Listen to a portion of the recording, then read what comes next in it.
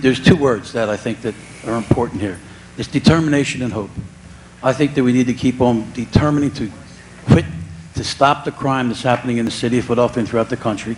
I think that the police commissioner, deputy commissioner, or district attorney, our authors, our writers, our educators, our attorneys, our defense attorneys, our legislators, we've got to stick it out. We want to move into the next phase of this discussion now as we try and continue to find solutions and explore the family affair, the call of community and the involvement of community, the politics, the government, and also the economics, and then God in the midst of all of this. And now let me introduce our new panelists. Seth Williams is the Inspector General of Philadelphia and 2005 Democratic candidate for District Attorney. His platform was based on reducing recidivism and aggressively removing illegal handguns. Judge Lori Dumas Brooks, the Honorable Judge Brooks, is currently serving a 10-year term as a Philadelphia Court of Common Pleas judge. She is assigned to the Family Division and sits in juvenile court where she hears thousands of cases involving our youth. Bilal Qayyum is here. He is the current Economic Development Administrator for the Department of Commerce for the City of Philadelphia. He currently serves as President of the Father's Day Rally Committee and co-chair of Men United for a Better Philadelphia. A. Bruce Crawley is here, a former banker, industry, senior vice president, and founder of the City of Philadelphia's African American Chamber of Commerce. A. Bruce Crawley currently serves as president of Millennium 3 Management. Dorothy Johnson Smythe. In 2003, Ms. Smythe began Mothers in Charge after the murder of her beloved son, 24-year-old Khalik Jabbar Johnson. Mothers in Charge's mission includes violence prevention, education, and intervention for young adults. And finally, Sultan Ahmad, a lifelong community advocate and supporter of youth in the city of Philadelphia. Sultan has dedicated his life to the prevention of violence as executive director of the Sultan Jihad Ahmad Community Foundation, named after his son, who was murdered in 1992. Again, our new panel.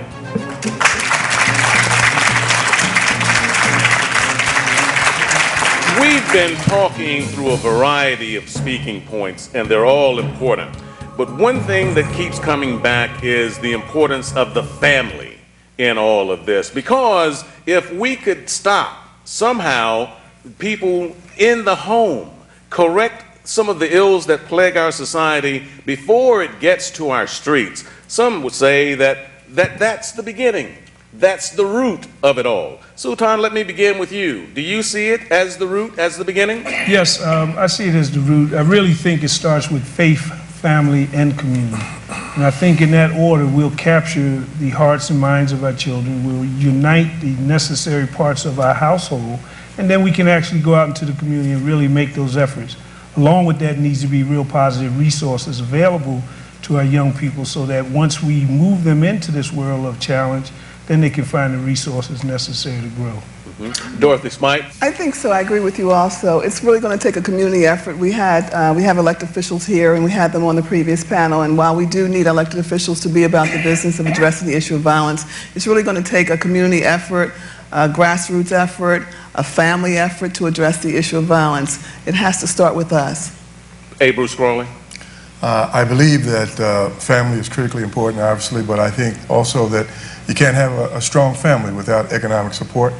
And one of the major problems in our community is the fact that we have been economically marginalized. All the great crime in the history of the world, including the United States, including the Depression, when we had a 24% unemployment rate in the United States of America, we got 50% functional unemployment in black communities in New York, Philadelphia, Washington, D.C., and Newark, 50% functional unemployment, and we are now having the same crime that they had during the Depression. The only way that the Depression was ever broken was a job creation program, a make-work program.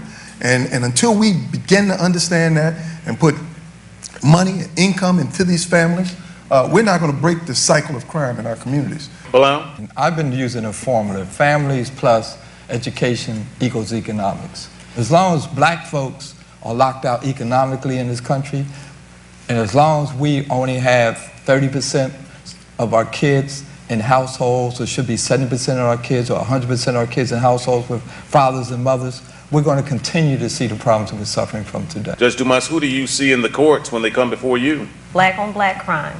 And in going with what the rest of the panel said about the family, we have to recreate the village. That is our responsibility. And while we're waiting for the jobs to be created, those of us who have been successful, who do have an obligation to reach back and to share the blessings that we have received. Seth Williams, you say what? In Philadelphia, the #1 cause of death for African American men under 35 is homicide. And we have to address that. And we have to address it as a public health issue. We need to change our values, and we need to change policy. But what we most need to understand is that the crime and the violence that we're so concerned about now doesn't occur in a vacuum. That crime and violence are part and parcel with economic development, with education, with public health. And to be an advocate for any one of those, you have to be an advocate for all of them. In all of the discussions that I've had, I won't say all, but in many of them, another one of these key words that keeps coming back is economic enhancement. That it all gets back to economics, because they say that if these young people and others who are out on the streets had more economic opportunity, that maybe they wouldn't do what they do. Bruce Crawley, is it as simple as that? Well, it really is as simple as that. There are other factors, there's other complicators. The trend of underperformance in public school by black youth has directly to do with black youth being intelligent enough to realize that the economic outcomes for them in finishing school are not the same economic outcomes for whites. So they don't feel that, that the outcome will be the same, and so they're not going to put in the energy. And they say, well, I want money. And I don't see a way to get that money now. And so one of the things that we've got to do... Well, they can work for it.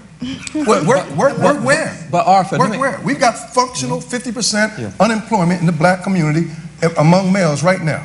In our city, and in New York, and in Newark, and most major cities in the country. If we built the jobs, would they come? Yes, absolutely. But Arthur, there's a whole other issue. In the city of Philadelphia right now, if you're an ex-offender, 40% of the available jobs you can't work in. What we learn and what we hear every week when Men United's out in the streets is young guys are telling us, help us get work and we will stop being involved in negative behavior in our community. So the jobs thing is crucial. It's not the total solution, but it's a crucial...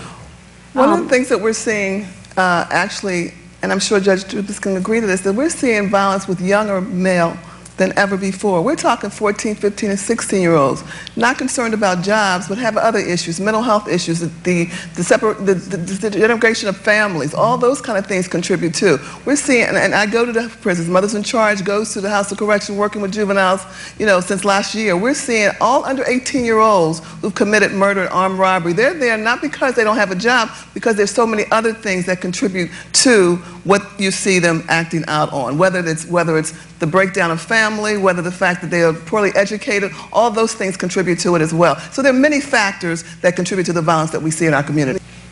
If we created more jobs, and let's say that these are okay jobs, they're not fantastically high-paying jobs, but they're good jobs, do we think that a lot of the criminal element that's out there would put down their guns and their drugs because they make good money slinging drugs to go work one of these jobs? Anybody who will take it? Well, first of all, let me say that we do need to have, at the federal level, a cessation of the easy access of the drug traffickers to our communities.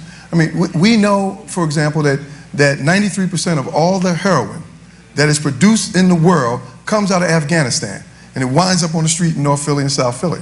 We know that 90% of the cocaine that's produced and brought into this country comes from Mexico, and it's coming across the border that nobody's watching. Somebody is making a lot of money. $200 billion a year in illegal drugs are consumed in this country. Somebody's getting rich. Seth Williams, and so we need to deal with that.